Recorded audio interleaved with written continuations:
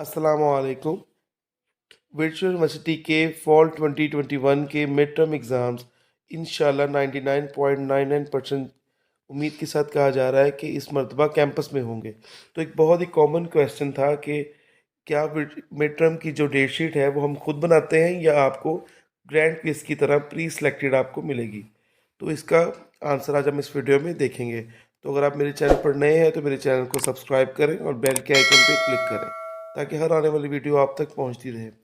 जी, तो ये बात है कि आपके जो मिड टर्म एग्ज़ाम्स हैं वो इंशाल्लाह 10 जनवरी 2022 से स्टार्ट होंगे और आपको इसकी डेट शीट खुद बनानी पड़ेगी।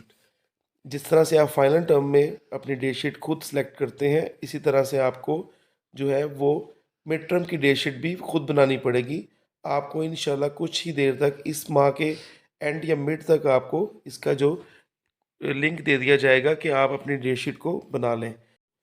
आपके तमाम सब्जेक्ट्स के जो सिलेबस हैं वो नोटिफिकेशन में आपको शो हो जाएंगे।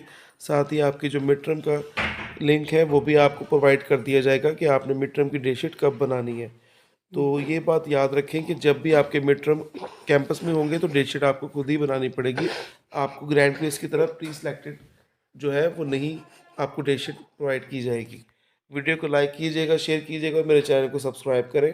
Thank you. अल्लाह हाफ़िज़।